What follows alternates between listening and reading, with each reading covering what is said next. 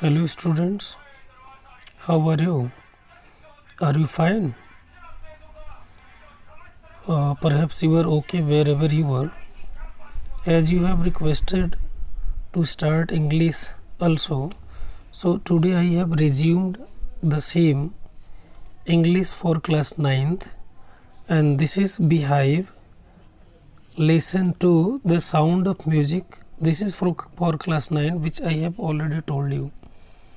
The sound of music, this is the name of a lesson. Lesson number 2. The sound depicts some inspirations or the people who have done somewhat better in their life, and they have left some footprints for those upcomers like us or coming generations. In the same, this is the first part of the sound of music. Evelyn Glennie listens to sound without hearing it. This is the name of a girl, Evelyn Glennie. She did very much better in music, and she was also deaf. Still she listened and she did her best in music. About the same personality we are going to study this particular lesson. उसी personality के बारे में आज हम लोग ये particular lesson chapter 2 का lesson 2 का फर्स्ट पार्ट हम लोग पढ़ने जा रहे हैं, जो कि निश्चित रूप से बहुत ही ज़्यादा इंस्पिरेटिव है, प्रेरणादायक है। ये हमें प्रेरणा देती है, ऐसी कहानियाँ हमें प्रेरणा देती है, क्योंकि कुछ ऐसे भी लोग होते हैं आपको जीवन में मिलेंगे that they don't have all sense organs what we have. Many of them don't have eyes, ears, or they are called disabled by the people, common people, but really they are not disabled. They cannot be said disabled. आज उनको हिंदी में दिव्यांग कहा जाता है, क्योंकि disable का मतलब ये होता है कि वो आदमी कोई काम नहीं कर सकता है, लेकिन they have given many examples and they have proved themselves. तो let us start the very lesson. Evelyn Glennie listens to sound without hearing it का मतलब क्या कि एवलिन ग्लेनी जो है वो बिना सुने साउंड्स को सुन लेती है, मतलब without hearing, without using her years she listen the sounds. अब बताइए कैसे भाई, कान का बिना इस्तेमाल किए कोई कैसे सुन सकता है? तो दिस इज़ आवर कंसाइंस, ये हमारी अंतरात्मा है जो चीज़ों को हमें सुनवा देती है और दिखा देती है. कभी कभी हम अपनी आंखें बंद करके भी देख लेते हैं. When we close our eyes our conscience sees those things. तो हमारी अंदर की आत्मा, अंतरात्मा जो है, अगर सच में मजबूत है, इच्छा शक्ति मजबूत है, जीवटता हमारे अंदर है, तो हम निश्चित रूप से उन सारी चीज़ों को कर सकते हैं जिसे एक सक्षम आदमी भी नहीं कर सकता है. आपने अरुणिमा सिन्हा का उदाहरण देखा होगा, जिनको पैर नहीं था. इसी उत्तर प्रदेश की अरुणिमा सिन्हा, जिनके दोनों पैर कट गए. Even then she conquered Mount Everest. Though her both limbs were not there. उसके दोनों पैर नहीं होने के बाद भी उन्होंने माउंट एवरेस्ट फतह किया था. तो चलिए शुरू करते हैं इसके बारे में. God may have taken her hearing, but he has given her back something extraordinary. Extraordinary means students extraordinary का मतलब असाधारण, जो साधारण ना हो. हिंदी में इसको ऐसे लिख सकते हैं, आप चाहें तो इसको सुन करके भी लिख सकते हैं. इसके डिफ़िकल्ट वर्ड्स में एक्स्ट्राऑर्डिनरी है, जिसका मतलब असाधारण, जो ऑर्डिनरी ना हो. What we hear, she feels. Feel means महसूस करना, far more deeply than any of us. That is why she expresses music so beautifully. Express करना मतलब व्यक्त करना, दिखाना, शो करना, टू शो कह सकते हैं. तो पहला लाइन जो है कि God may have taken her hearing but he has given her back something extraordinary. मतलब भगवान ने उसके हेयरिंग को ले लिया, मतलब सुनने की शक्ति को ले लिया, लेकिन उसको वापस कुछ असाधारण चीज़ दिया है. मतलब जो सबको नहीं मिलता है वो एक्स्ट्राऑर्डिनरी उसे मिला. What we hear she feels, जो हम सुनते हैं वो उसे महसूस करती है. Far more deeply than any of us. और जैसे हम लोग सुनते वैसे नहीं. Sometimes we sit in the classroom but really we don't sit. We sit there only physically but we remain somewhere else. Class में बैठ कर के भी हम लोग कहीं रहते हैं, कहीं दूसरे जगह रहते हैं, बॉडी भले वहाँ रहता है, तो उस समय हम लोग सुन भी नहीं पाते हैं ढंग से। तो वहीं यहाँ लिखता है कि व्हाट वी हियर, जो हम लोग सुनते हैं, सी फील्स, वो महसूस करती है, far more deeply than any of us, मतलब हमसे ज़्यादा गंभीर होकर या ज़्यादा गहराई से वो सुनती है। दैट इज़ वाई से एक्सप्रेसेस म्यूजिक सो ब्यूटीफुली, इसलिए वो म्यूजिक को इतना सुंदर ढंग से अभिव्यक्त करती है। Read the following account of a person who fought against a physical disability and made her life a success story. Means this story what we are going to study, students, this is a story about a person who fought against all the physical deformities, all the physical disabilities, and she also became a successful one in her life. मतलब हम एक ऐसे व्यक्ति की कहानी इसमें पढ़ने जा रहे हैं, एक ऐसी लड़की की कहानी पढ़ने जा रहे हैं जो फिजिकली डिसेबल थी। फिजिकली डिसेबल, यू अंडरस्टैंड कि वो शारीरिक रूप से अक्षम थे, लेकिन वो जीवन में बिल्कुल सफल रही। लेट अस सी, आगे हम लोग पढ़ते हैं। जो फर्स्ट पैराग्राफ है ये इस कहानी का, कहता है rush hour crowds jostle for position on the underground train platform, a slight girl, पहले मैं पैराग्राफ पढ़ता हूँ फिर आपको उसका मीनिंग समझाऊंगा।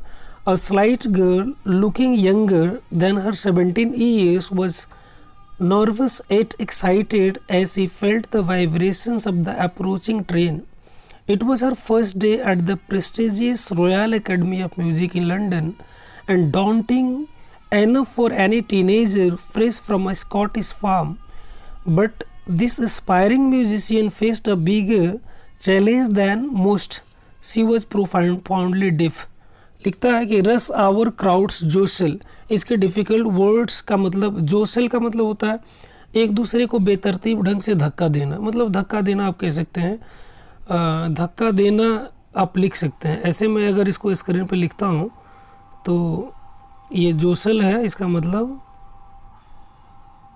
धक्का देना कह सकते हैं आप। ये धक्का देना means to push someone. Oh this is not good. Jostle लिखा है पुश रफली, यहाँ बगल में लिखा भी हो, आप देख सकते हैं। अंडरग्राउंड ट्रेन ये समझ में आ रहा है। स्लाइट का मतलब होता है लीन एंड थिन, या दुबली पतली छोटी। लुकिंग यंगर देन 17 years, इसके बाकी सारे words. Nervous, you understand, nervous का मतलब समझ में आता है जो नर्वस हो, मतलब थोड़ा सा डिस्टर्ब हो। एक्साइटेड मतलब उत्सुक हो, एक्साइटेड का मतलब होता है बहुत ज़्यादा उत्सुक होना, खुश होना। वाइब्रेशंस का मतलब कंपन। अप्रोचिंग मीन्स आने वाली। प्रेस्टिजियस रॉयल एकेडमी नाम है इस ये जो जिस स्कूल में वो पढ़ने जा रही थी। हाँ, डाउंटिंग है। डाउंटिंग का मतलब होता है फ्राइटेनिंग, मतलब डरावना कह सकते हैं। डाउंटिंग दिया, डाउंटिंग मीन्स फ्राइटेनिंग मतलब डराने वाला। यहाँ डाउंटिंग का मतलब मैं लिख देता हूँ आपको,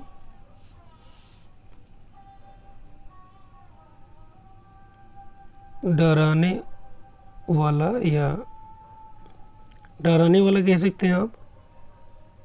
daunting enough for any teenager, teenager you understand, those who are between 13 to 19, जो 13 और 19 के बीच में उनको टीनेजर कहते हैं। Fresh from Scottish, Scottish means this is from Scotland, तो this is why Scottish form given.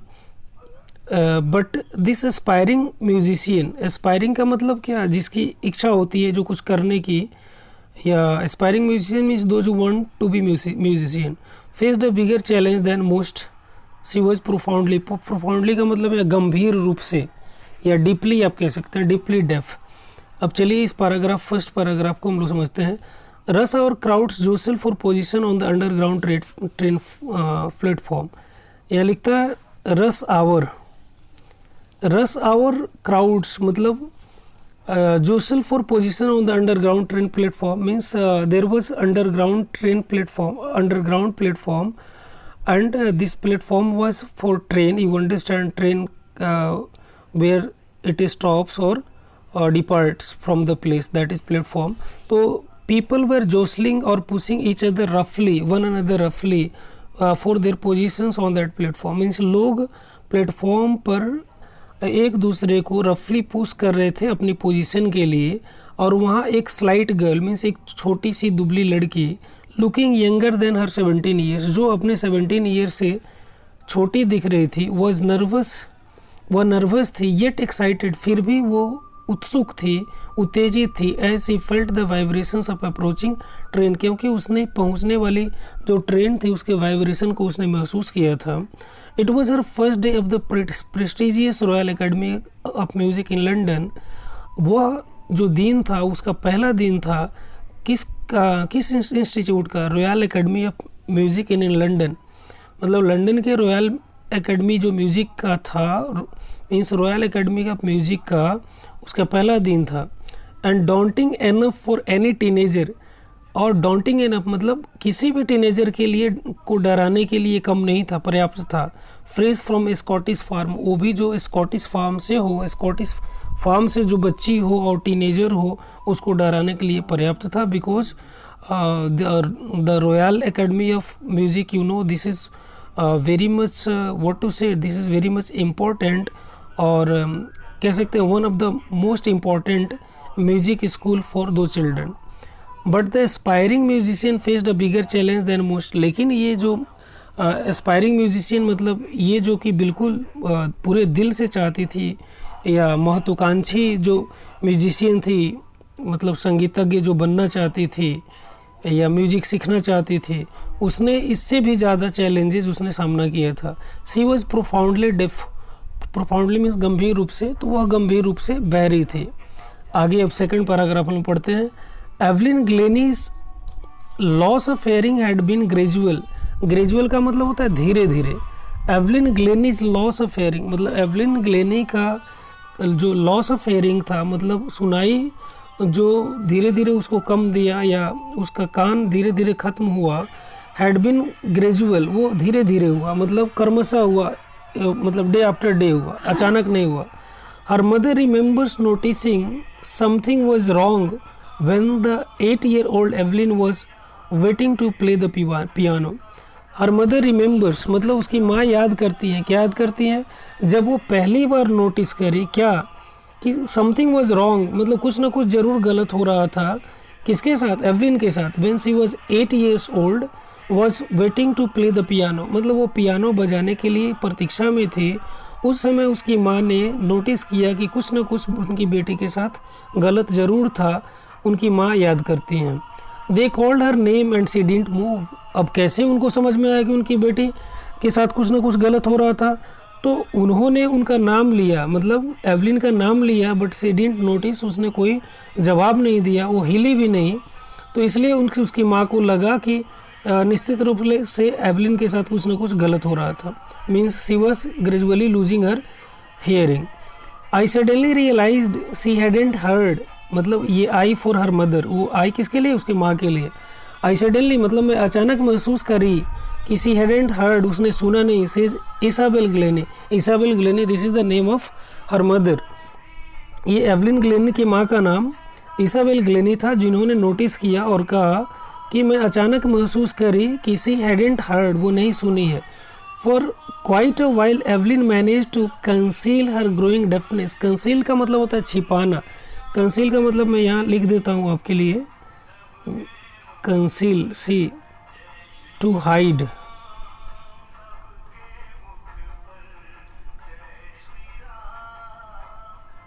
To hide आप लिख सकते हैं। फॉर ग्रोइंग डेफनेस, ग्रोइंग मतलब बढ़ते हुए, डेफनेस मीन्स ये बहरापन की बीमारी। From friends and teacher, but by the time she was 11 her marks had deteriorated, deteriorated मतलब घटना या कम होना, या हम लोग लिख सकते हैं या खराब प्रदर्शन होना,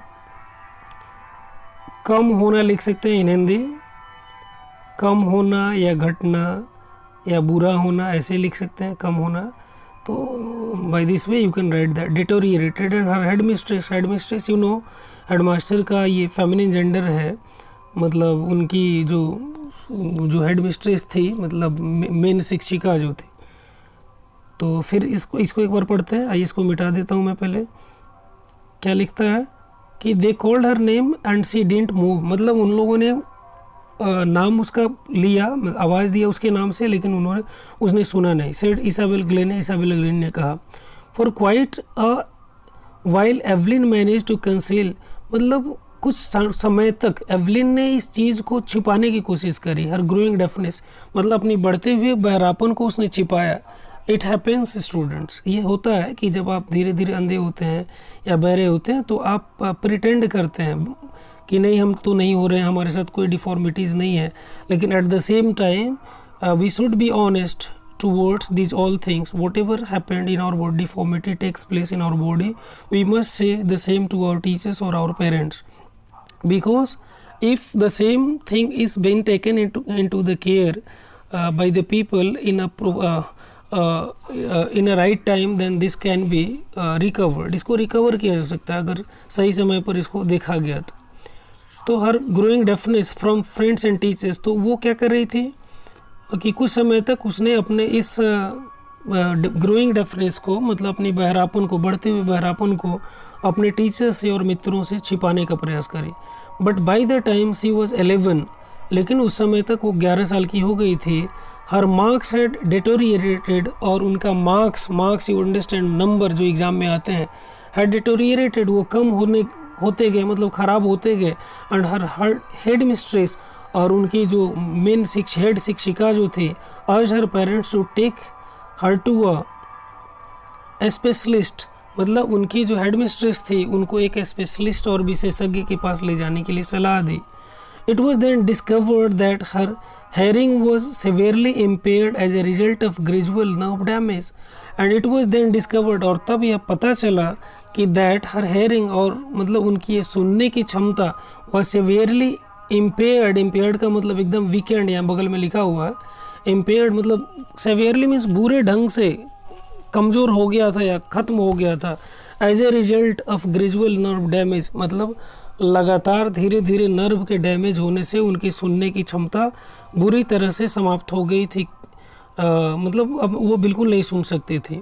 दे were advised that she should be fitted with hearing aids and sent to a school for the deaf, और उन लोगों को एडवाइस किया गया। They were advised means parents of Evelyn Glennie, they were advised by the doctors specialist that she should be fitted with hearing aids, means hearing aids should be given to her. You know they are also listening. Hearing aids क्या है? They are listening device. ये listening device है जो हमें सुनने में मदद करते हैं। कान में बहुत सारे जो डेफ लोगों को देखेंगे कान में लगा करके घूमते हैं, तो उसे यही सजेस्ट किया गया, मतलब उनके पेरेंट्स को यही सजेस्ट किया गया कि इसे should be given hearing aids, hearing device, और send to those school where the deaf study, जहाँ डेफ स्टडी करते हैं, पढ़ते हैं, वहाँ उनको भेजने की सलाह दी गई। Everything suddenly looked black, says Evelyn.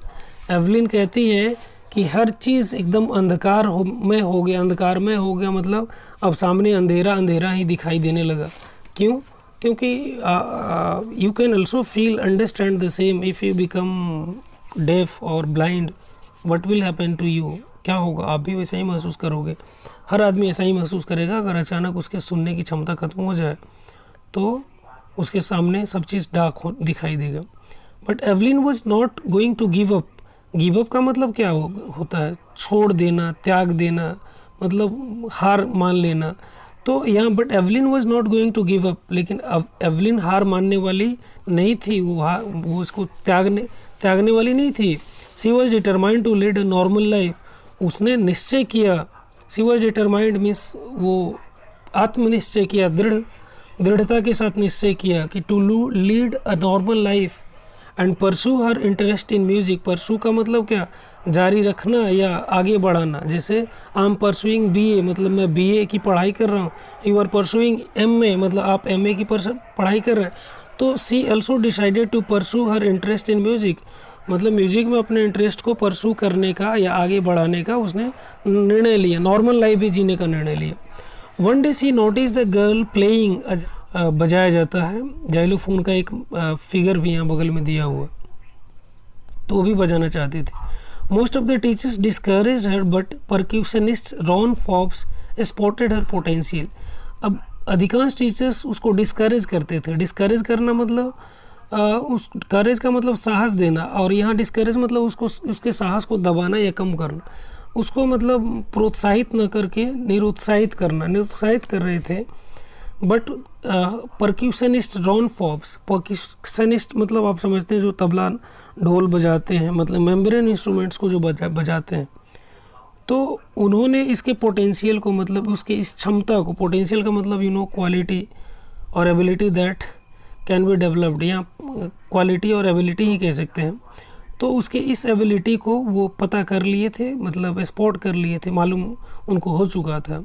He began by tuning 2 large drums to different notes, और उन्होंने शुरू किया, कैसे शुरू किया? By tuning 2 large drums, 2 large drums को अलग अलग नोट्स पे से उन्होंने शुरू किया, और कहा डोंट लिसन थ्रू ईयर्स, और कहा कि तुम इसे कान से मत सुनो। ही वुड से, उन्होंने कहा कि कान से इसे मत सुनो, try to sense it some other way, इसको दूसरे ढंग से सेंस करने का प्रयास करो, मतलब दूसरे ढंग से इसे तुम सेंस करो, मतलब वो करो।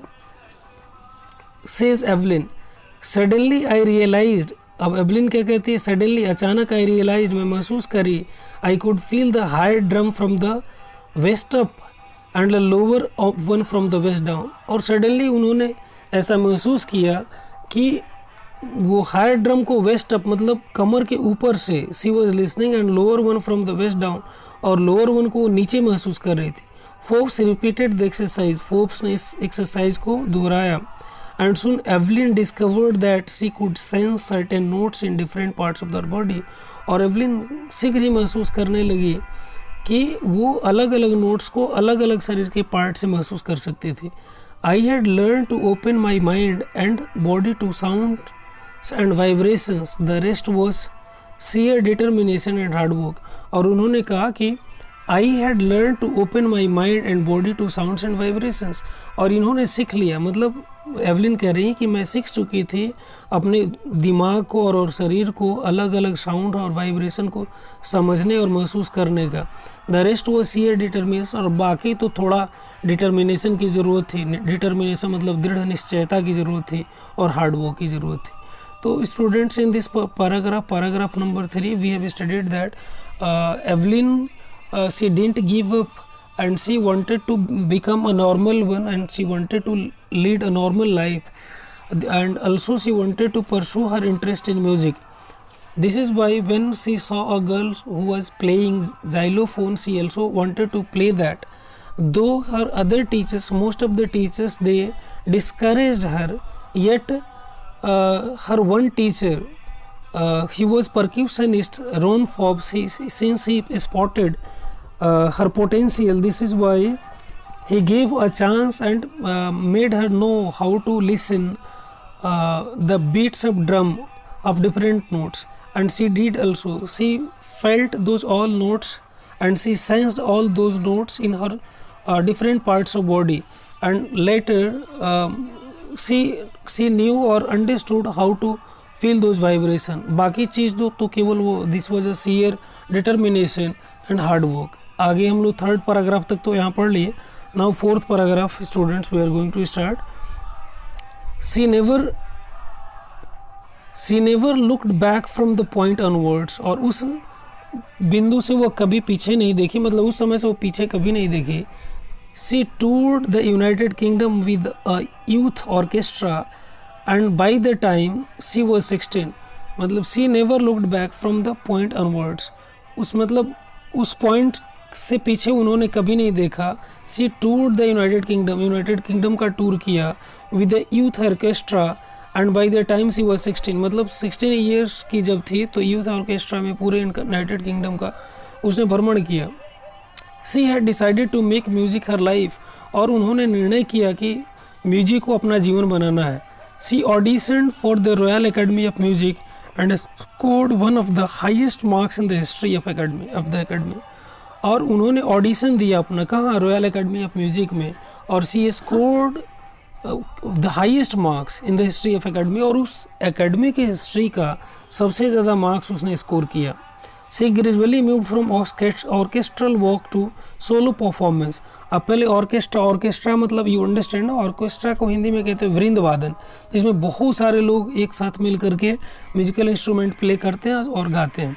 तो ऑर्केस्ट्रल वर्क से वो सोलो का मतलब सिंगल, अब सिंगल परफॉर्मेंस में भी हो जाने लगी। At the end of her 3 years course she had captured most of the top awards, और 3 साल के कोर्स के अंत में उन्होंने बहुत सारे जो most of the top awards, जो सबसे बड़े अवार्ड्स हैं, उनके अधिकांश को उसने ले लिया, मीन्स एवलिन ग्लेनी ने ले लिया। एवलिन ग्लेनी कैप्चर्ड और grasped those all awards which were the top most awards of those days, and for all this Evelyn won't accept any hint of heroic achievement. If you work hard and know where you are going, you will get there. And she got right to the top, the world's most sought after multi-percussionist with the mastery of some 1000 instruments and hectic international schedule. आगे लिखता है कि and for all this Evelyn won't accept any hint of heroic achievement. If you work, मतलब Evelyn क्या कहती हैं कि if you work hard, अगर आप कठिन मेहनत करते हो, and nowhere you are going, और जानते हो कि आप कहाँ जा रहे हो, यू विल गेट देयर, तो निश्चित रूप से आप वहाँ पहुँच जाओगे। Means if you work hard in a particular direction, certainly you will reach your destination. And she got right to the top, और वो बिल्कुल अपनी ऊंचाई तक पहुँच गए। The world's most sought after multi percussionist, मतलब मल्टी परक्यूशनिस्ट बन गई, मतलब किसी भी तरह का वाद्य यंत्र जो कि मेम्ब्रेन का हो, ड्रम हो या ढोल हो, या वो जितने भी तरह के ड्रम सेट्स होते हैं, सबको बजाने में उनकी मास्टरी हो गई। और सम 1000 इंस्ट्रूमेंट्स, मतलब हज़ारों को वो आसानी से बजा सकते थे। एंड हैक्टिक इंटरनेशनल शेड्यूल, और पूरे दुनिया भर का भ्रमण वो होने लगा। अब इसमें हम ये कहते हैं कि इसमें मतलब पैराग्राफ नंबर 5 में ये बताया गया है कि what Evelyn did was really a heroic deed what she did, and this was a very much big achievement for her, and this was because of her hard work and her direction to reach that destination.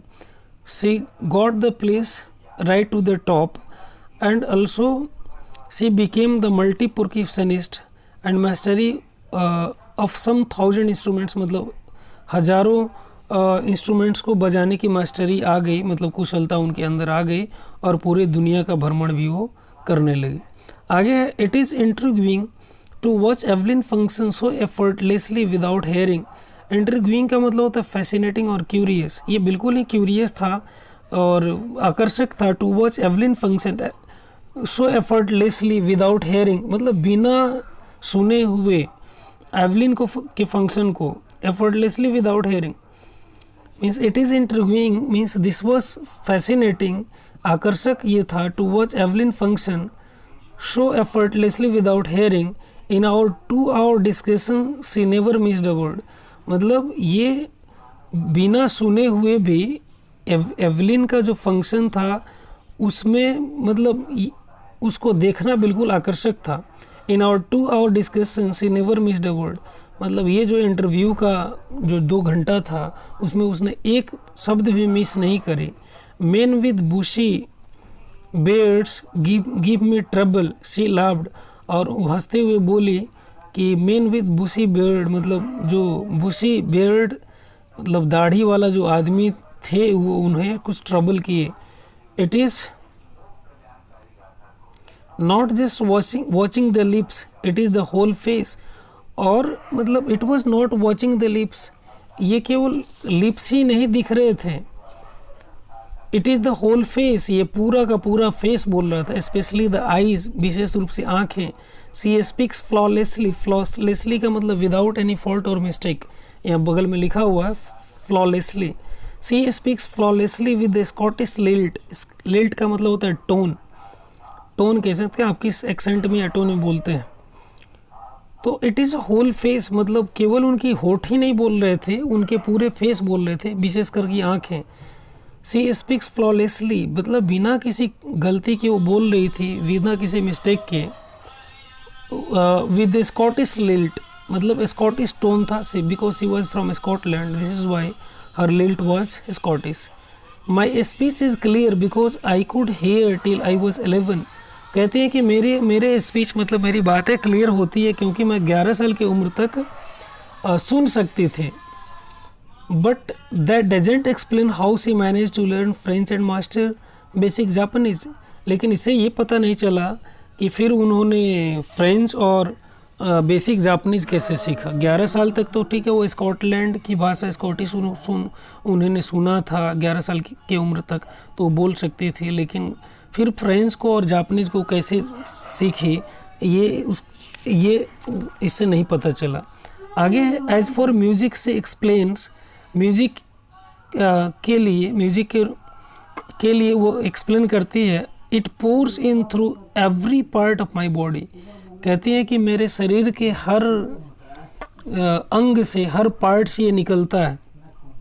It tingles in the skin, ये skin में जैसे tingle का मतलब pinch करना, या tingle means या given also causes a slight pricking, हाँ वही मतलब चिकोटी जिसको कहते हैं ना, तो it tingles in the skin मतलब यह स्किन में प्रिक करता है। My cheekbones and even in my hair, cheekbones मतलब गाल की हड्डियाँ जो हैं उनमें भी ये वो करता है, मतलब लगता है। And even in my hair मतलब मेरे बाल भी इसको महसूस करते हैं। When she plays the xylophone, वो जब वो जाइलोफोन बजाती हैं, she can sense the sound passing of the stick into her fingertips, वो महसूस करती हैं कि वो जो स्टिक्स है उनसे साउंड जो है उनके अंगुलियों के टिप में, मतलब अंगुलियों के पोरों में पहुंचता है। By leaning against the body, leaning against the drum, जब वो ड्रम्स की ओर झुकी होती है, she can feel the resonance flowing into her body. Resonance का मतलब होता है इको, जब साउंड मतलब प्रतिध्वनि, तो she can feel the resonance flowing into her body, तो वो प्रतिध्वनि या गूंज को अपने बॉडी में फ्लो करते हुए महसूस करती हैं। On wooden platform she removes her shoes, मतलब वुडन प्लेटफॉर्म जहाँ होता है, वुडन प्लेटफॉर्म मतलब जहाँ वुडन का प्लेटफॉर्म हो, मतलब वुड का कारपेटिंग किया गया हो, वहाँ अपने वो जूते निकाल लेती हैं, so that the vibration pass through the her bare feet and up her legs, ताकि अपने नंगे, बेयर का मतलब होता है नंगे, शूज निकाल देती हैं। क्यों निकाल देती हैं? दैट द वाइब्रेशन पास, ताकि वाइब्रेशंस वो कंपन पास हो सके, कहाँ से?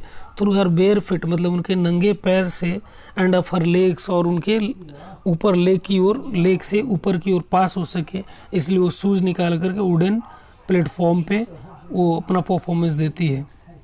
8 नंबर पैराग्राफ देखिए। Not surprisingly Evelyn delights her audiences in 19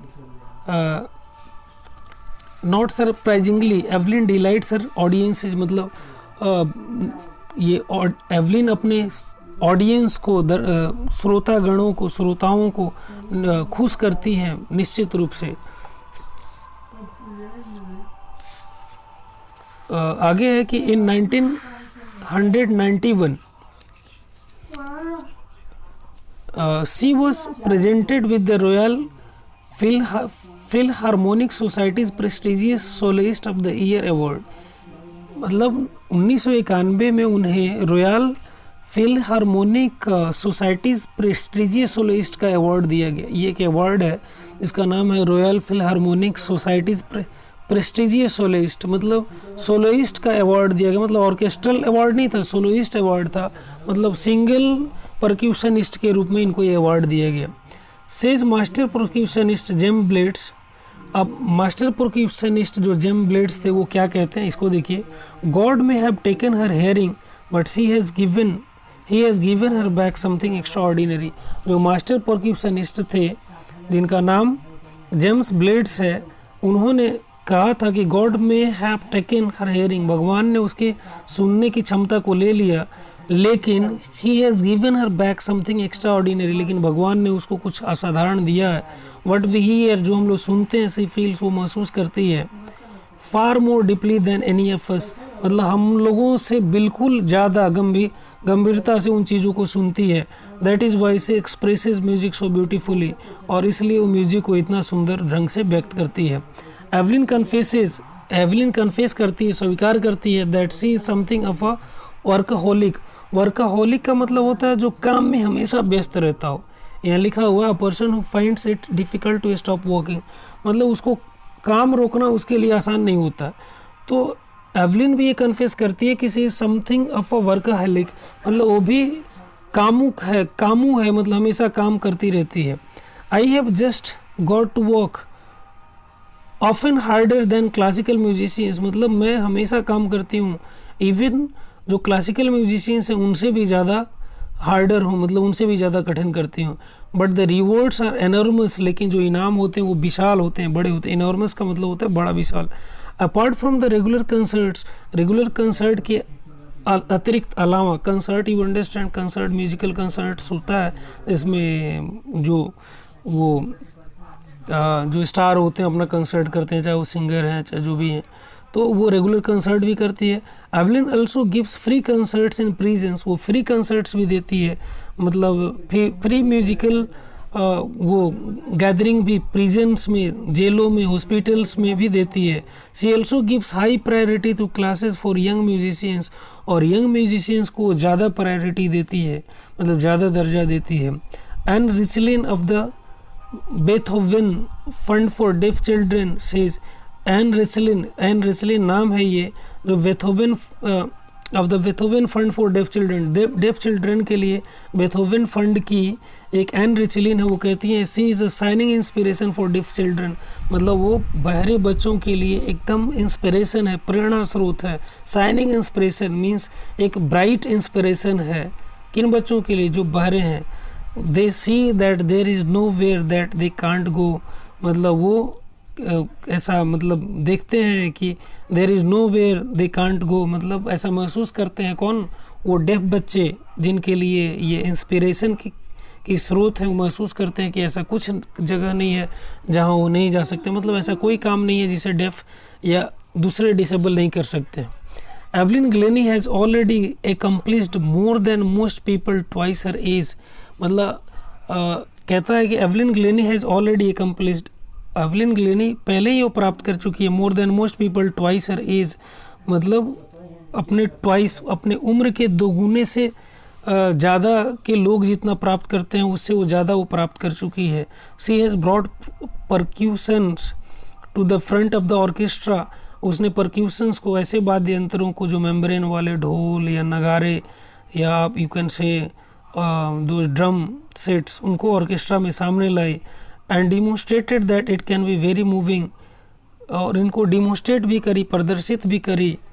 C has given inspiration to those who are handicapped, and she has given me, she also is a source of inspiration for those people who are handicapped, people who look to her and say, जो लोग उसकी ओर देखते हैं और कहते हैं if she can do it, अगर वो ऐसा कर सकती है, I can means I can also do means लोग जो भी उन्हें देखते हैं, देख कर के कहते हैं कि अगर वो कर सकती है तो मैं भी कर सकता हूँ। And not the least, she has given enormous pleasure to millions, and she has also given pleasures to millions. She is also a source of inspiration for all disabled, for all handicapped, even for those who are not handicapped, or those who are able, those who have all five sense organs, those who have all the limbs, hands and legs. For them also she is a source of inspiration, and also for handicapped she is a source of inspiration. Why? Because without having hearing, or without having proper listening capacity, she did that much better, or she became a successful in her life. And those people who have these all things, who are able people, they can also do better than her. This is why she has become a source of inspiration for all the people, and also a source of pleasure for millions. Now students, we have completed this particular lessons, and question answers given, then questions given. These questions will be given to you in the next clip, or I'll send PDF to you. So you wait for the next clip, and the next clip will be part 2, the Sehnai Bismillah Khan, that will be taught you later. So I'm signing you goodbye.